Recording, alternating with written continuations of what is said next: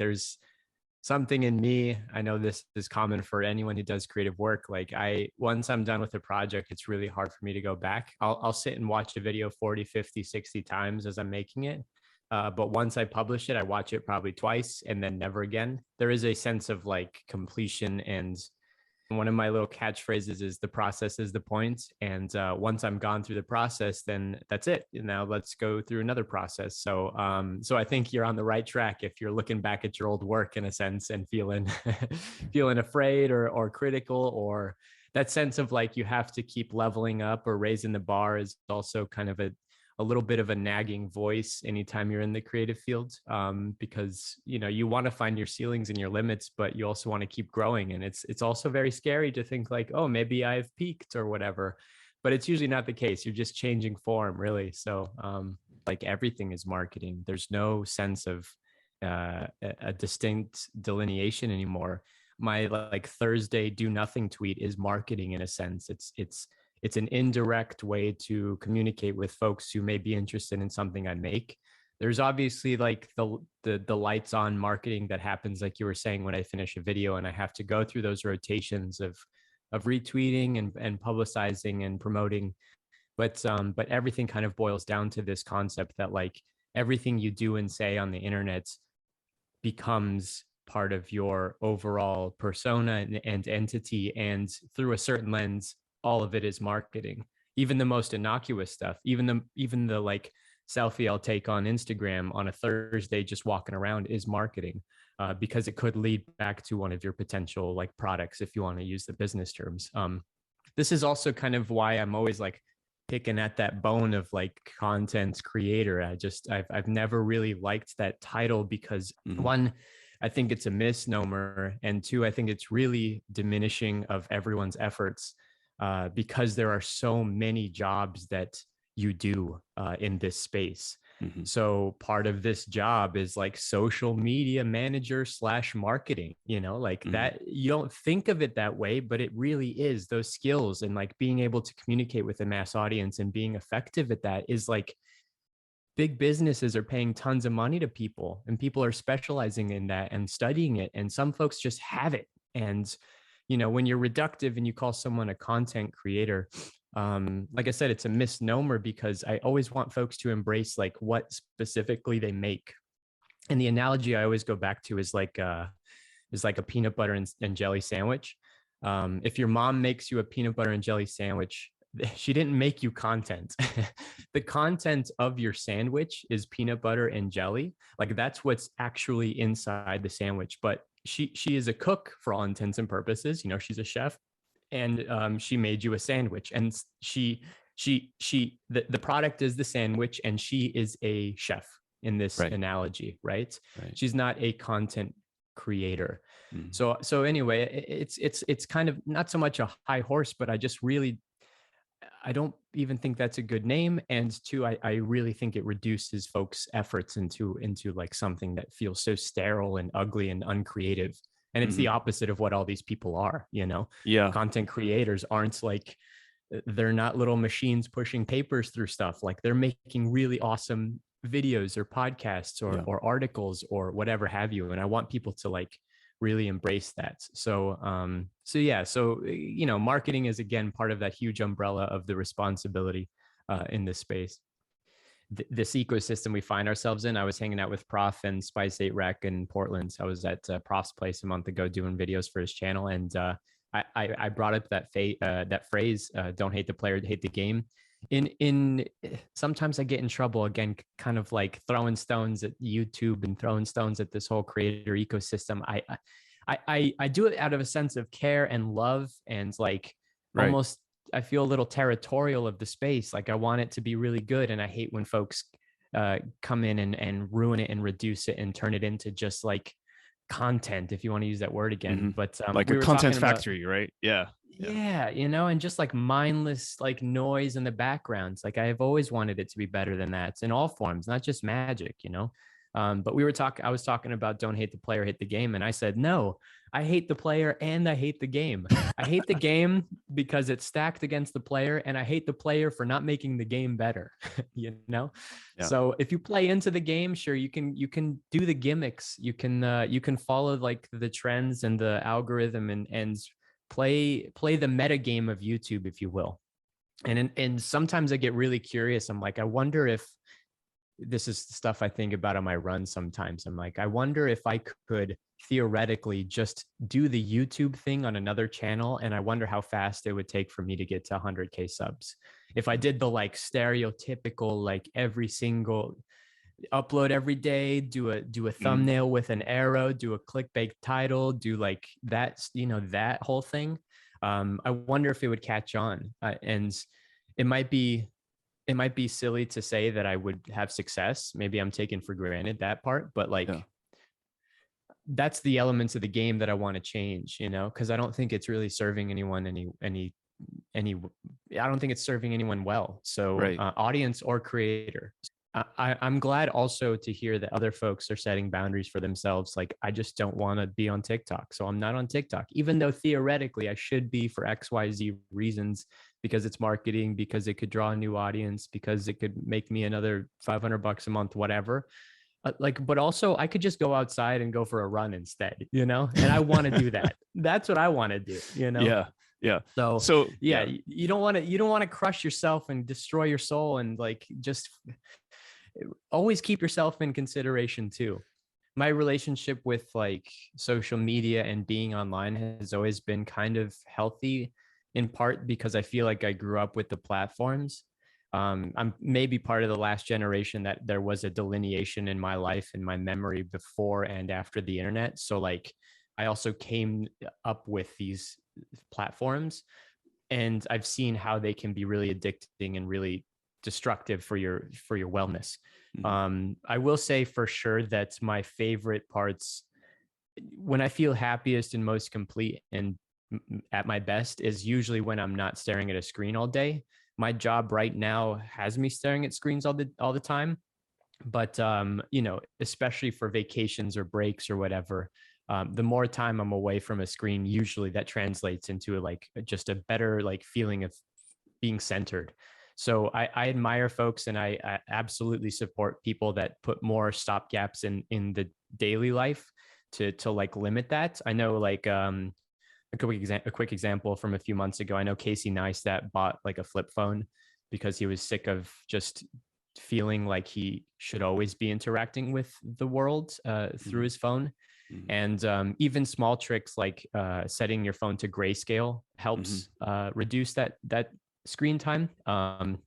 But at least for now, I haven't felt, I feel like especially on Twitter, I don't feel like bound to Twitter in any way. I think I felt lucky in that people expect me to come in and out once a day. Maybe they don't expect much of me on that platform, similar to YouTube. Like I don't feel bound to what people normally expect on YouTube, and I consider myself fortunate for that. But I think it was also because early on I set that system up for myself. Like I set those boundaries up for myself. And again, this is kind of going back to what we were talking about. Like if you want to make stuff, you set your terms. I promise you, you don't have to like do the top 10 things to be successful on YouTube. Like you set your terms, and if it works, it'll work, and people will respect that. So I don't have too many troubles with Twitter, except for like at a certain point, it actually like does become a little bit, it's not the Twitter it used to be, because of maybe the amount of folks that I follow or the size of my platform now. I know Josh Lee Kwai struggled with this like 2 years ago. There was a moment where like Twitter stopped being fun and useful, and it just became like a huge burden on him. So I hate that, because Twitter used to be like, it used to feel like I was hanging out with a bunch of my friends. And now it's a lot less than that. But at the moment, I don't feel like I have to like put myself in jail of sorts. I didn't feel like the day before my dissertation was submitted, I was a grad student, and the day after I was a PhD. I think I've grown up into that role over the past year in my independent study projects, and being away from academia. But it feels like like even an accomplishment I'm still like maturing with it. There's no like before and after like there was with the internet. It was like this has become a part of me in a sense, and I could always go back to that space if I want to. But largely speaking, everything I've done in my creative work for Rhystic Studies goes back to like all the stuff I did in grad school. Even this upcoming video on Nuka Penna is like heavily inspired by all the stuff I looked at in the PhD. So I think it's true what they say that like it's a life accomplishment that like follows you for life. And yeah, I'm still sort of celebrating it.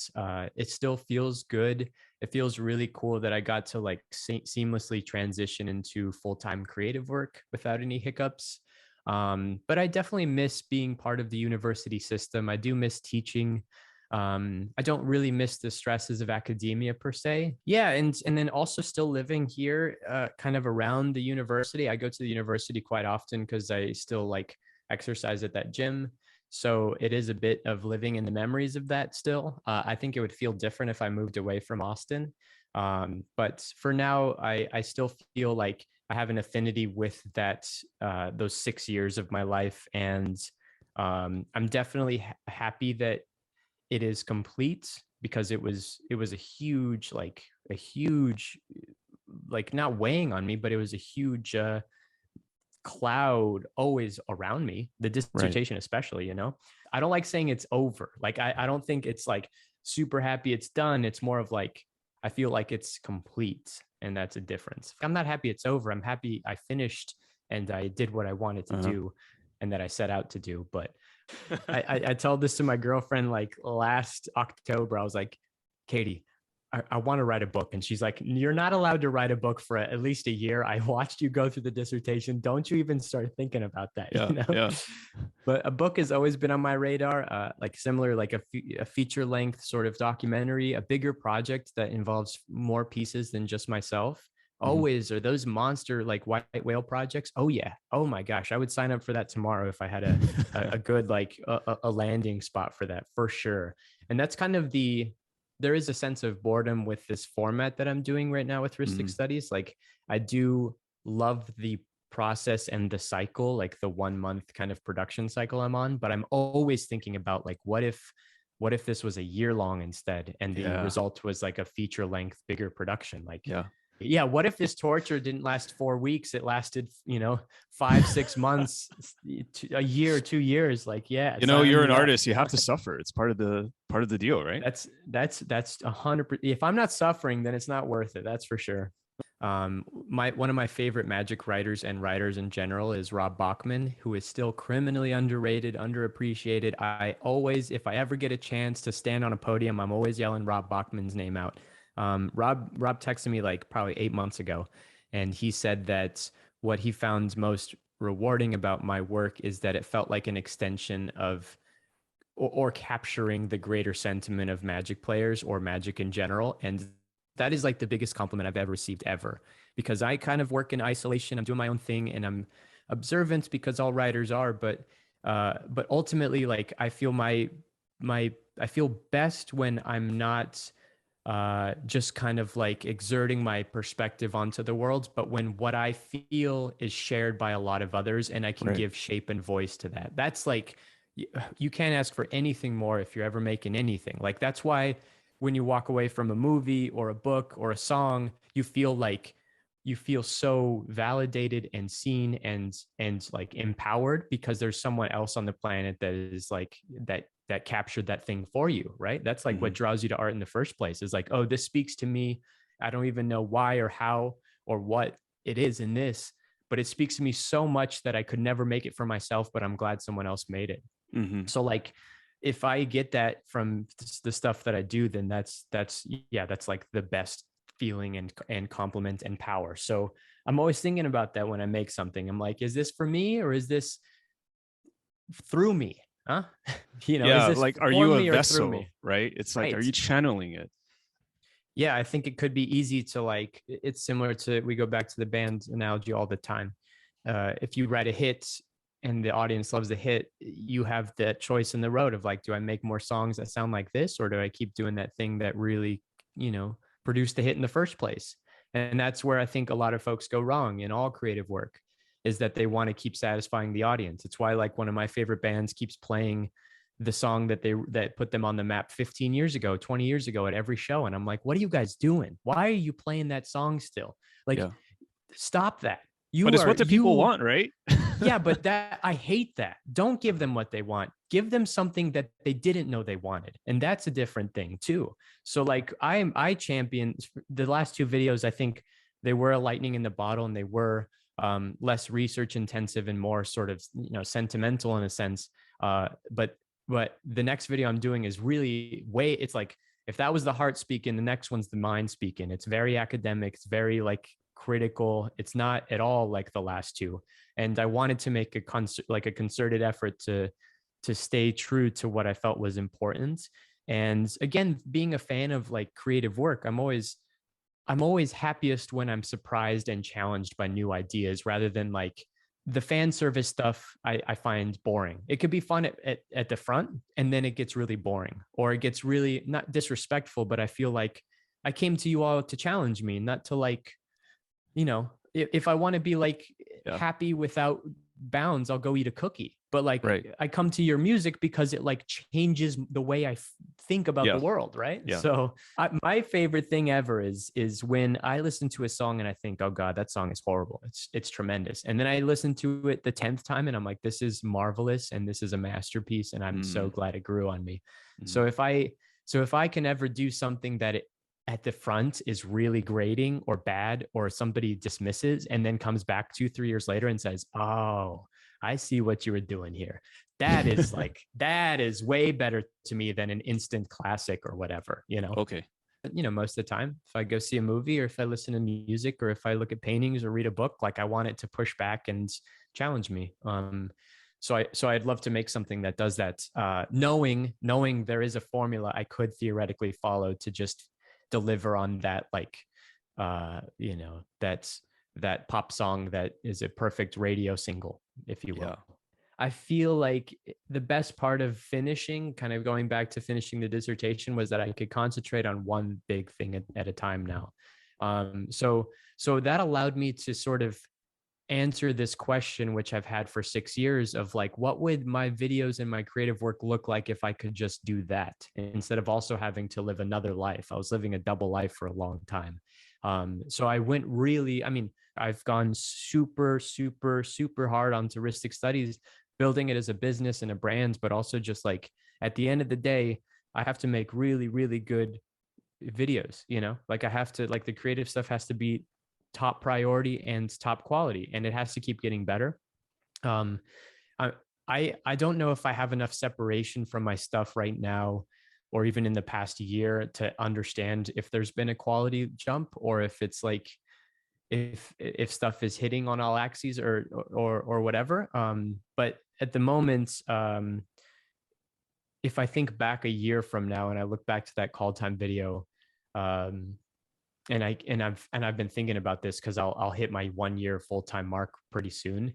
I think for sure that at the very least, I feel happiest because I've moved away from relying on visual gimmicks to make the videos good, and strengthening the writing. And at the end of the day, like, to me, the videos are only as good as the writing, my videos at least. The visual flares are whatever. Some folks probably don't even watch the video, they just listen.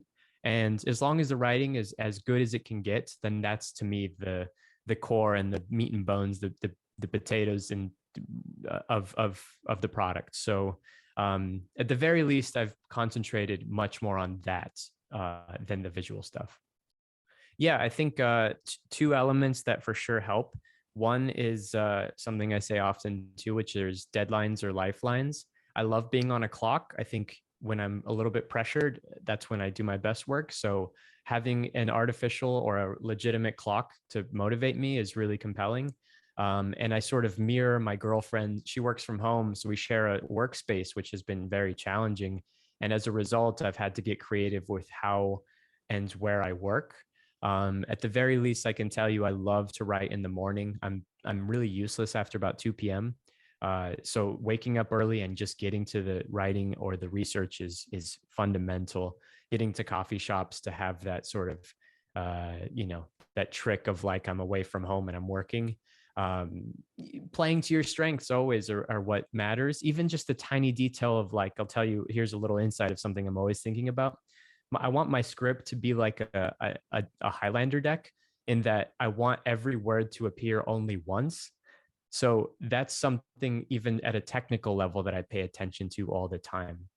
If I find I'm using a word twice or three times, I'll find a synonym or a new way to phrase it, and I think that can flourish up the writing just enough. But over the course of a 30-minute narration, really makes it better. I have to always say out loud what I'm writing because I know I'm going to have to narrate it. So it has to sound good narrated. So at the very least, there's no such thing as writing without a voice in this current thing I'm doing now. So I'm always saying how it would potentially sound. Josh Lee Kwai, going back to Josh, like a month ago, tweeted out a kind of thread about how, like, if you really want to take this seriously, work on your performative skills. When I sit and narrate a video, it is like it's a performance. Certain sentences sound way different if you read them with just a slightly different intonation. So I'm always thinking about the performance elements, um, and it has to sound good. Sometimes I'll shift words because they don't pronounce well. They might read really well, but then I go to pronounce them, and like bilabial consonants collide with another bilabial, or an N and a T gets transferred in a bad way. All those logistics really matter. So yeah, that's kind of, if you think I am just, here's another phrase I always say, like, how you do anything is how you do everything. Like, I'm super critical and really I pay attention to the details in everything I do, including writing, and maybe too meticulously. I look at my own stuff. So yeah, there's all those tricks, but yeah, it has to be able to be read well, and it has to flow. And I'm always doing that while I'm writing. So I have to actually be alone when I'm writing because I'm talking out loud all the time, right? Certain creatives that I admire are as like off the radar as you can be in the 21st century. We know very little about them. They're nowhere on social media. They just show up when they make their stuff and then they disappear. I love people like that. I admire them. I wish I could be like that. But at the same time, what I've always found, and probably what you find in your podcast, is like the human connection element is really way more motivating than like maintaining this aura of like mystery, and as like the hermit that sits in his cave and makes cool stuff. Like, when I go to a convention and someone shows up and they recognize my face, like, and they want to talk to me about stuff, those moments are way more valuable than maintaining any sort of like, ooh, I wonder how did they, like I mean, this ultimately goes back to the format. Like, some folks decide to never do a face reveal, for example. Even the concept of a face reveal is very indicative of the ecosystem we're living in, that you can choose to be anonymous online. You can choose to be completely divorced from your creative work. I think about that all the time. I'm like, I wonder how this would all feel and look if people didn't know who I was, right? Y'all are just views and view counts, but I want to know like what you're all about. Right. I have a very high level concept for a video project I'd love to do one day, where I flip the script and I say, you all know a lot about me. I don't know who you are all, and I don't know how I frame that exactly, but here's a little insight. Here's something I think about all the time. When someone new follows me on Twitter, I love reading their bio, because sometimes you get bios that are laugh out loud hilarious. People get really quippy and creative with those just a little amount of information, but that's all I get. That's all I know of the people that follow me, is just those like 3 lines of text. And sometimes it's very straightforward, like, hey, I work here and I like this. And other times it's like, my grandma was held hostage with a kitchen knife. And you're like, who is this person following me? Like, why is that what you chose to say? I remember, like, I got on Patreon kind of early when the platform launched, and a lot of folks were really resistant to the concept. I feel really grateful that we've come around on the concept, and are empowered by it from both the payer and the payee, that folks are choosing to sign up. In theory, they never have to. And because they do, it points to this real this real phenomenon, which is like folks really value creative work, and they'll go so far out of their way to make sure that that's rewarded when it's presented for free. And I'm really grateful that like that connection still exists in a world where everything in theory could just be free. Again, kind of going back to my time in the university, like those kinds of programs are failing now because there's no monetary like value attached to being a writer, being a painter, being a whatever. But Patreon says, no, that's not true at all. In fact, creative people can thrive still because people really need it. They need it. It's not just that they want it and that they think it's fun and entertaining. It's like there's like a something in their soul that craves it and desperately needs it. And then they want to go out and pay for it. Mhm. I mean, I'm the same way. Like I will pay. I want to make sure my favorite artists keep making art. Like, and if I could give them $10 for that, awesome. Mhm. Awesome. Well, I'm really glad that you are always going to champion the side that the internet is awesome, because I agree. The internet is amazing. The internet is like mind-meltingly cool. Yeah. How would you ever get online and say the internet sucks? Like, no, man, you suck. Sorry. The internet is so powerful and amazing that the internet would reward you for saying that the internet sucks, Yeah. But anyway, the whole attitude against the internet is that in there, it's like so easy to be flippant and critical, but at the end of the day, I think it's like marvelous.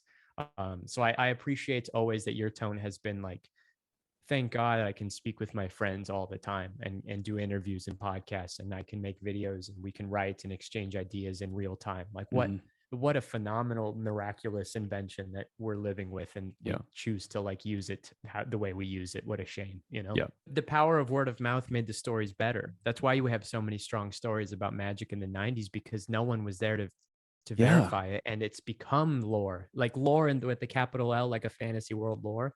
Even the tweet I posted a couple days ago about one of my all-time favorite stories in magic that came from Reddit, with this guy who brought an EDH deck to the table. I won't spoil anything. You can find the tweets. Yeah. I quote tweeted Jason Alt, and Jason Alt asked Twitter, he's like, what do you think is the funniest EDH deck you've ever seen? And I posted this story that I post probably once every year or two that I think is laugh out loud hilarious. And someone replied to me and was like, oh, that never happens. It wouldn't even be right. I doubt this ever occurred. I'm like, you're missing the whole point. The whole point is that it's a funny story. Like, it's a story and we could all Right. champion that. Like, Right. that's the point, right? Right. It was similar to the Gonti deck, like DJ's Gonti deck. There's always going to be one guy that shows up and says, oh, I can see the top card of your deck. Like you're playing Mhm. with marked cards. And I'm like, Mhm. God, this like over commitment to being so literal is what's Mhm. killing the spirit of the story. Like, Mhm. Mhm. so yeah, there is an element of like, the story was better when you didn't have a Google, fact check to like say, oh, actually, no, Yeah. I was in, every old piece of Greek literature I've read is predicated on the idea of a bard, on the like skill of telling a story. And I've always loved my uncles because they've always been excellent storytellers. I've always Mhm. admired the way they can spin some yarn just out of nowhere. We could be sitting in a circle and like entertained as if we were watching God create Earth because of Mhm. how good their stories were. You know what I mean? Like, Yeah. that is so powerful and mystical, and that's another element of something that could have potentially been lost with tech Yeah. and with the digital age. But I love someone that can tell a story. Oh my gosh, Yeah.